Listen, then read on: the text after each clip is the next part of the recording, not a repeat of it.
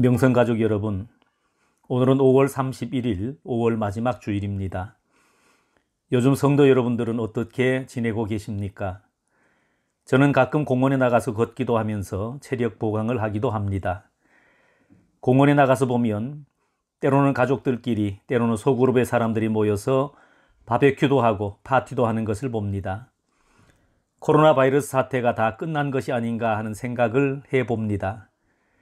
어쩌면 코로나 바이러스 사태가 빨리 끝나기를 바라는 저의 마음이었으리라 생각합니다. 내일부터는 벌써 6월달이 시작됩니다. 이제는 예전의 일상으로 돌아가서 함께 성전에 모여 예배하고 함께 친교도 하고 그런 시간들이 속히 오기를 소망합니다.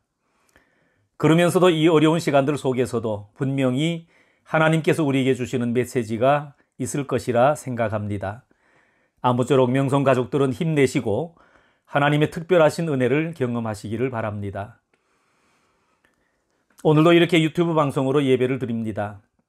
비록 방송으로 드리는 예배이지만 가족들이 함께 모여 경건히 드리실 수 있기를 바랍니다. 금주 성경 읽기는 여호수아서 20장에서부터 사사기 18장까지 읽으시면 되겠습니다. 이제 오늘 본문의 말씀을 읽고 말씀을 전하도록 하겠습니다.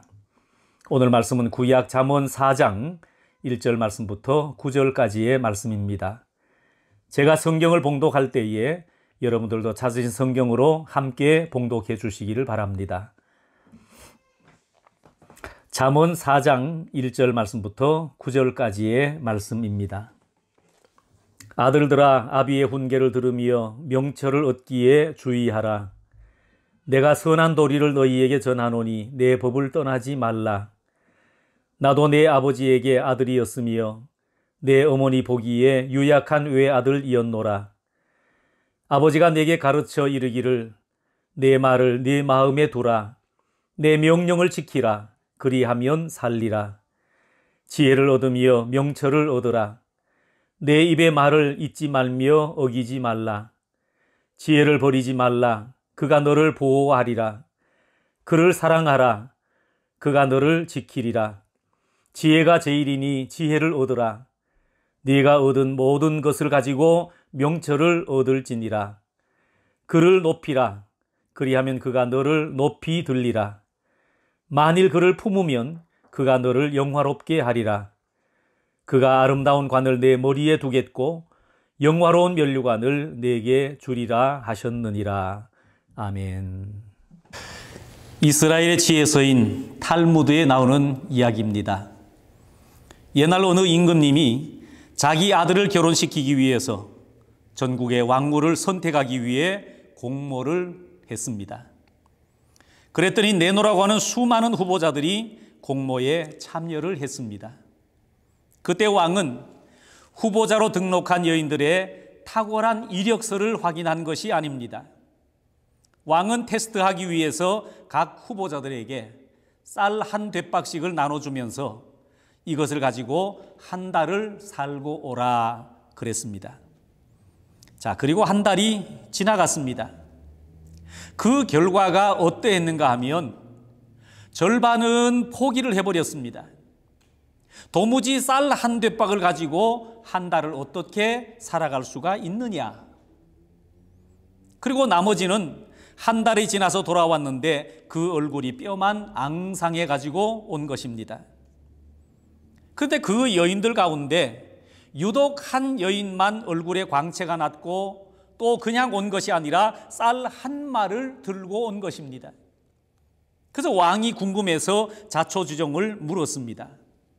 그랬더니 이 여인이 이렇게 대답을 하는 것입니다. 왕께서 나에게 한 달 전에 쌀 한 돛박을 주시면서 이것으로 한 달을 살고 오라고 명령을 하셨는데 저는 그것을 가지고 떡을 만들어서 떡 장사를 했습니다. 그것으로 이득을 남겨서 그것으로 양식도 사고 그렇게 한 달을 저는 살았습니다. 또 돈이 남아서 이렇게 쌀 한 마를 들고 올 수가 있었습니다. 이렇게 대답을 하는 겁니다. 그래서 임금은 그 여인을 자기의 며느리로 삼아서 잘 먹고 잘 살았다 하는 그런 얘기입니다. 자, 이것은 한 가지 평범한 이야기 같지만 여기에서 지혜가 무엇인가 하는 것을 알 수 있게 되는 겁니다. 어떤 사람은 이렇게 말했습니다. 지식은 무엇을 할까를 생각하지만 지혜는 어떻게 할까를 생각한다고 말했습니다. 어리석은 여인들을 보면 그 생각이 지극히 현실적입니다. 오늘 어떻게 살까? 그러나 지혜로운 여인은 미래지향적인 사고를 한다는 겁니다. 또 뿐만 아니라 어리석은 여인들은 그 사고방식 자체가 평면적인 것입니다. 쌀을 가지고 밥을 먹는 것만 생각합니다. 그러나 지혜로운 사람은 입체적인 겁니다. 쌀이지만 떡까지도 생각할 수 있는 겁니다. 그리고 또 어리석은 여인들은 그 생각이 지극히 단순합니다. 쌀 가지고 밥을 지어 먹는 것밖에 생각하지를 못합니다. 그러나 지혜로운 사람은 그것으로 장사할 생각까지 하더라는 겁니다. 생각부터가 지혜로운 것입니다. 미국의 알래스카를 우리는 잘 알고 있습니다. 이 알래스카는 텍사스주의 2배가 넘는 아주 넓은 땅입니다. 알래스카는 원래 구소련의 땅이었습니다. 그런데 미국이 1867년에 720만 달러를 주고 알래스카 땅을 사들인 겁니다. 그때 미국 의회가 발칵 뒤집어졌다고 합니다. 그때 당시 국무장관 휴워드와 대통령이 존슨이었는데 이들을 국회로 소환을 했습니다. 그리고는 막 질문을 하고 질책을 쏟아놓았습니다. 그 이유는 어떻게 그렇게 쓸모없는 얼음 땅을 720만 달러를 주고 살 수 있느냐 하는 것입니다. 그리고 둘째는 그런 것을 하려면 의회의 허락을 받고 해야지 그것을 대통령 혼자 독단으로 처리할 수 있느냐 하는 겁니다.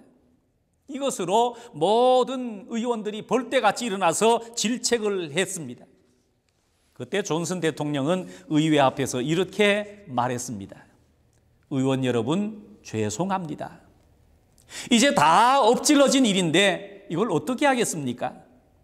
저도 처음에는 의회의 승인을 받으려고 했습니다. 그런데 내가 의회에 이것을 요청을 하면 여야가 맞붙어 싸워서 몇 달 동안을 아웅다웅 싸움만 할 것이 뻔한데 그렇게 되면 이 기회가 날아갈 것 같아서 내가 국무장관과 함께 이 일을 처리했습니다. 의원 여러분, 죄송합니다.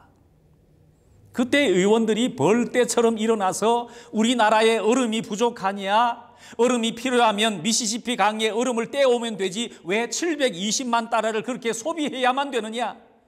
모든 사람이 외쳐대는 겁니다. 그래서 결론은 그때 미국 의회에서 탐사단을 조직해서 알래스카 땅으로 보냈습니다. 그 땅이 어떤 땅인지 조사를 좀 해보라고 이제 탐사단을 보냈습니다.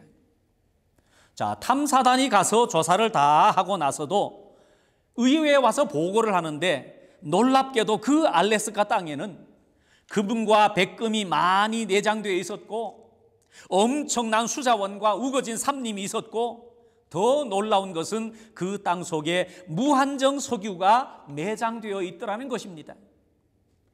그때 미국 의회에서 존슨 대통령에게 이런 글을 보냈답니다. 지난번 의회에 있었던 당신의 사과를 되돌려 드립니다. 알래스카는 탐사 결과 얼음 창고가 아니라 보물 창고였습니다. 정말 잘 사셨습니다. 탁월한 선택이었습니다. 이 글을 보냈다라는 겁니다. 알래스카 땅 하나를 놓고 미국과 소련의 자세를 보십시오. 소련은 아무 쓸모없는 땅이다. 얼음덩어리의 땅이다. 아주 현실만 생각하는 단순한 사고방식이었습니다. 그러나 미국은 얼마나 종합적이고 미래적이고 입체적인 사고를 한 것입니까? 우리는 가끔 이럴 줄 알았으면 하고 후회할 때가 있습니다. 특별히 건강을 잃은 사람들이 그런 말을 많이 쓰게 되지요. 이럴 줄 알았다면 운동을 좀 더 했어야 하는 건데, 이럴 줄 알았으면 식사 조절을 좀 했어야 하는 건데, 우리로 하여금 후회하게 하는 원인의 100%는 지혜의 부족이었다라는 겁니다. 미래를 볼 줄 아는 안목이 우리에게 없었던 겁니다. 그러면 그 지혜를 어떻게 얻을 수가 있습니까? 오늘 성경은 3가지 방법을 우리에게 말씀하고 있습니다. 첫 번째는 지혜라고 하는 것은 배우는 것이다. 히브리어로 지혜라는 말을 레브시메라고 합니다. 그 레브시메의 뜻이 무엇인가 하면 영어로 말하면 hearing heart, 듣는 마음입니다. 이게 지혜라는 거예요. 지혜라고 하는 것은 대부분 들어서 생기는 것입니다. 사람의 말을 잘 들어야 합니다. 경험자의 말을 잘 들어야 합니다. 무엇보다 하나님의 말씀을 잘 들어야 합니다. 성경은 말씀합니다. 하나님을 경외하는 것이 지혜의 근본이라고 말씀하십니다. 성도들의 가정을 신방을 가보면 문제가 없는 집이 없습니다. 또 각 가정의 문제가 다 다릅니다. 우리 집의 문제가 다르고 또 다른 성도들의 집의 문제가 다릅니다. 그런데 사실은 목사가 성도의 가정을 가서 어떤 문제를 해결해 주고 오는 것이 아니라 문제를 해결해 주는 것 같지만 실제로는 그 문제만 듣고 오는 것에 불과합니다. 성도들의 가정은 자기가 안고 있는 그 문제를 고주할 매주할 얘기만 해도 대부분 문제가 다 해결되어 지더라는 겁니다. 그래서 목사는 그 문제들을 계속 들으면 방법이 생각나게 되는 겁니다. 특별히 하나님의 말씀을 들으면 생각할 수 없는 놀라운 해결 방법이 바로 이 말씀 속에 들어있는 것입니다. 예전에 한국에서 부목사로 때로는 담임 목사로 신방 목회를 할 때에 몸이 아픈 분들이 참 많이 있었습니다. 그분들을 신방하면서 왜 아프냐? 어떻게 아프냐? 또 어떻게 치료했느냐? 무슨 약을 먹었느냐? 여러 가지를 묻는 가운데 30년 신방을 제가 해보니까 거의 반의사가 되더라고요. 그때 교인들이 아프다 그러면 어떻게 대처해야 되는지를 웬만큼 알겠더라고요. 듣는 것이 지혜라는 겁니다. 경험자에게 듣는 것이 바로 지혜입니다.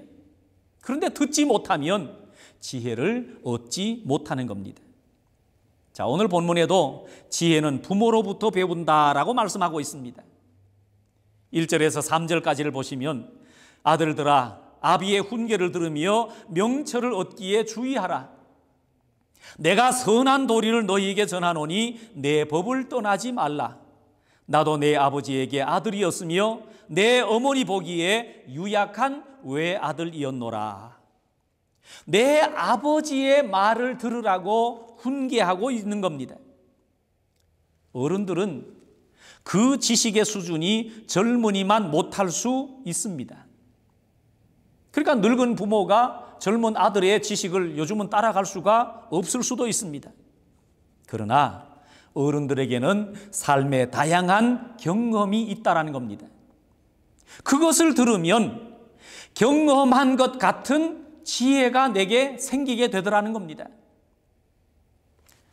솔로몬이 이스라엘의 왕이 되었을 때에 제일 먼저 한 것이 무엇인가 하면 기브온 산당에 올라가서 1000번제를 하나님 앞에 드리는 일이었습니다.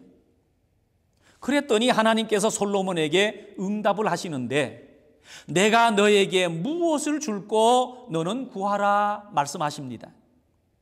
그때 솔로몬이 구한 것이 열왕기상 3장 9절에 나오는 말씀입니다. 누가 주의 이 많은 재판을 할 수 있사오리이까? 듣는 마음을 종에게 주사 주의 백성을 재판하여 선악을 분별하게 하옵소서. 듣는 마음을 달라는 겁니다.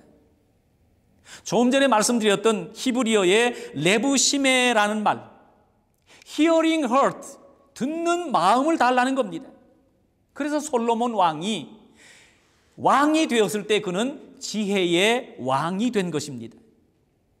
그런데 이 지혜의 마음이 죽을 때까지 갔으면 얼마나 좋겠습니까? 그런데 솔로몬은 그렇지를 못했습니다. 이방으로부터 많은 후궁을 얻었습니다. 그 후궁들을 데리고 살다 보니까 이 솔로몬의 귀가 다치기 시작합니다. 솔로몬이 자기 왕궁 건축에 13년 동안 건축을 했고 하나님의 성전을 공사하는데 7년을 공사했습니다. 도합 20년 동안 국가적인 토목 사업을 하면서 백성들의 세금을 걷는데 허리가 휘도록 세금을 걷어들였습니다. 백성들이 못 살겠다고 원망을 하지만 왕의 귀에는 그 소리가 하나도 들리지 않았습니다. 그때부터 지혜의 왕이 아니라 솔로몬은 어리석은 왕이 되어가고 있었습니다. 솔로몬이 죽고 그의 아들 르호보암이 왕이 되었습니다. 원로들이 충언을 합니다. 그때 이 르호보암이 뭐라고 했는가 하면 내 아버지는 채찍으로 너희를 징계하였으나 나는 전갈 채찍으로 너희를 징계하리라 그랬습니다. 어리석은 겁니다. 그때부터 이스라엘은 남과 북으로 나누어진 겁니다. 그래서 사람들이 망할 때는 귀부터 먹는다고 얘기하는 말들이 있습니다. 망하는 사람은 아무리 충고해도 듣지 않습니다. 두 번째, 지혜를 얻는 방법은 5절입니다. 지혜를 얻으며 명철을 얻으라. 내 입의 말을 잊지 말며 어기지 말라 그랬습니다. 7절 말씀에는 지혜가 제일이니 지혜를 얻으라. 네가 얻은 모든 것을 가지고 명철을 얻을지니라 그랬습니다. 지혜가 어떻게 생긴다고요? 지혜는 얻는 것이다. 영어 성경을 보면 지혜는 사는 것으로 표현하고 있습니다. 어떤 성경에는 get이라고 표현했고요. 어떤 성경에는 buy로 표현을 했습니다. 지혜는 공짜로 얻는 게 아닙니다. 지혜는 값을 지불하고 사야 된다라는 거예요. 병원에 아파서 입원을 하고 있는 분들을 신방해 보면 대체로 비슷한 얘기를 합니다. 목사님, 제가 그동안 너무 바빠서 어떻게 살았는지 모르겠습니다. 내가 이렇게 병이 들지 누가 알았겠습니까? 병상에 누워서 가만히 생각해 보니 내가 지금까지 무엇을 위해서 살았는지 모르겠습니다. 이제는 내가 하나님을 위해서 살아야 될 것 같습니다. 하여간 표현은 다르지만 이와 비슷한 얘기들을 대부분 합니다. 몸이 아프니까 돈을 얼마나 썼는지 모릅니다. 그러나 이렇게 고백하는 분들은 결코 손해본 것이냐? 그렇지 않다라는 거예요. 왜 그렇습니까? 값비싼 치료비를 쓰고 인생의 지혜를 샀기 때문입니다. 내가 이제는 남은 인생을 하나님을 위해서 살아야 되겠습니다. 이게 보통 지혜가 아니라는 겁니다. 이것은 결코 쉬운 일이 아닙니다. 그러나 이렇게 쉬운 것을 이 병자는 수많은 사람들에게 들었을 겁니다. 어떤 사람은 아내로부터 들었을 수 있고 어떤 사람은 남편으로부터 또 어떤 사람은 친구로부터 들었는데 그때는 왜 이게 가치가 없었느냐? 공짜로 들었기 때문에 아무런 가치가 없었습니다. 내가 입원하고 많은 돈을 쓰고 나서 깨달은 지혜니까 소중한 겁니다. 그래서 지혜는 값으로 사는 것이라고 성경은 말씀하고 있습니다. 세 번째는 지혜를 얻는 방법은 하나님께 구함으로 얻을 수 있는 것입니다. 지혜는 하나님께 속한 것이기 때문에 그렇습니다. 이 지혜를 도서관에 가서 공부한다고 얻어지는 게 아닙니다. 지혜는 하나님의 영역이라는 겁니다. 지혜는 하나님의 은사요 선물입니다. 그래서 야고보 사도는 이렇게 말했습니다. 야고보서 1장 5절 말씀 가운데 너희 중에 누구든지 지혜가 부족하거든 모든 사람에게 후히 주시고 꾸짖지 아니하시는 하나님께 구하라. 그리하면 주시리라 말씀하십니다. 하나님께 구하면 주신다라는 겁니다. 주석가로 유명한 메투엘리가 있습니다. 자, 이분이 말한 것 중에 우리가 지혜로울 수 있는 세 가지 길이 있다 그랬습니다. 자, 지혜로울 수 있는 세 가지 길 무엇인가 하면 그 첫 번째는 지혜를 얻을 수 있는 기회를 놓치지 말라 했습니다. 지혜를 얻을 수 있는 기회는 지천에 깔려 있습니다. 그런데 우리는 그 지혜를 얻지 못합니다. 실패하면 실패한 자리에 얻을 지혜가 있고요. 성공하면 성공한 자리에 얻을 수 있는 지혜가 있습니다. 그런데 우리는 실패하면 마냥 슬퍼만 하고 있습니다. 아프면 누워있는 병석에서 얻을 수 있는 지혜가 있다라는 거예요. 그런데 우리는 그 지혜를 다 놓쳐버립니다. 제가 목사 안수를 받을 때에 어떤 원로 목사님이 목사 안수를 받는 젊은 목사들에게 권면의 말씀이 있었는데 그 권면의 말씀 가운데 이렇게 권면을 한 것이 저는 평생 기억이 납니다. 여러분, 성공한 목사님들에게 무엇을 배우려고 생각하지 마십시오. 실패한 목사에게 가서 배우십시오. 거기에 지혜가 있습니다. 그때는 도대체 그게 무슨 말인지를 몰랐습니다. 인생을 좀 살고 보니 그 말이 무슨 뜻인지 조금 이해할 수 있는 것 같습니다. 두 번째는 배우는 자세를 가져라 그랬습니다. 자, 여기 배우는 자세는 바로 듣는 것입니다. 그러면 지혜가 도랑물처럼 당신에게 흘러 들어가게 될 것이다. 이 메투엘리 선생은 그렇게 말씀하고 있습니다. 귀가 열리는데 메투엘리 목사님의 핵심이 무엇인가 하면 우리가 너무 말이 많다는 겁니다. 자, 입과 귀는 동시에 열리지 않는다라는 겁니다.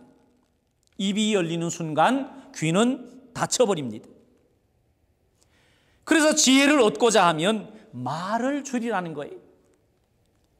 왜 그렇게 말들이 많습니까? 그 말을 좀 줄여야 된다라는 거예요. 말이 많다는 것, 그건 지혜가 없는 겁니다. 잠언 10장 19절 말씀에 이렇게 말씀합니다. 말이 많으면 허물을 면하기 어려우나 그 입술을 제어하는 자는 지혜가 있느니라. 말이 많으면 어리석음이 드러날 수밖에 없습니다. 그러나 입술을 제어하면 귀가 열리기 때문에 지혜를 얻게 된다라고 말씀하고 있습니다. 자, 세 번째 주석가 메툴리에 선생은 이렇게 지혜에 대해서 말씀합니다. 지혜를 얻으려면 인내와 끈기가 있어야 된다라고 그는 그렇게 말씀하고 있습니다. 만약 내가 꾹 참을 수만 있다면 50%는 지혜로운 사람이 된다는 것입니다. 꾹 참을 수만 있다면. 그래서 사람이 어리석은 짓을 할 때 보면 인내가 무너져 버립니다.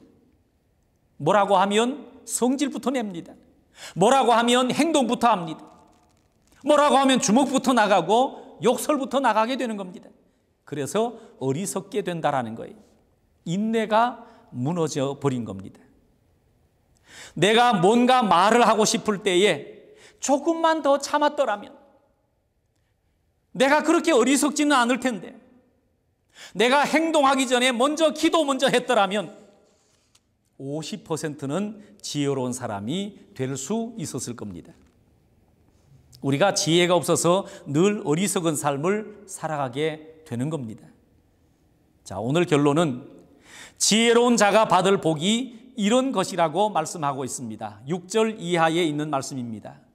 지혜를 버리지 말라. 그리하면 지혜가 너희를 보호하리라. 지혜를 사랑하라. 그리하면 지혜가 너를 지키리라. 지혜를 높이라. 그리하면 지혜가 너를 높여주리라. 지혜를 품으라. 그리하면 지혜가 너에게 영화로운 면류관을 주리라 말씀하고 있습니다. 가장 지혜로운 삶을 살아가는 복된 성도들이 다 되시기를 주님의 이름으로 축원합니다. 기도하겠습니다. 거룩하신 하나님 아버지, 하나님을 잘 섬기는 것이 지혜의 근본이라고 하셨고 모든 것의 지혜이신 예수 그리스도를 따라가며 오직 그분의 말씀을 들으며 살아갈 때에 가장 지혜로운 삶을 살아가는 저희 모두가 될 수 있다고 말씀해 주셨는데, 우리의 삶이 오직 지혜가 제일인 줄 알아서 주의 말씀을 듣고 하나님의 뜻대로 삶을 살아들여서 가장 지혜 있는 삶을 살아드림으로 하나님이 영광 받으시는 삶이 될 수 있도록 저희들의 삶을 인도하여 주시고 축복하여 주옵소서. 예수님의 이름으로 기도하옵나이다. 아멘. 이제는 우리 주 예수 그리스도의 은혜와 하나님 아버지의 그 넓으신 사랑과 성령의 교통하심과 인도하심이 오늘 말씀을 듣고 그 말씀대로 살아가는 것이 지혜인 줄 알아서 끝까지 주님과 함께 하기를 다짐하는 온 성도들 머리 위에 이제로부터 영원토록 함께 계실지어다. 아멘.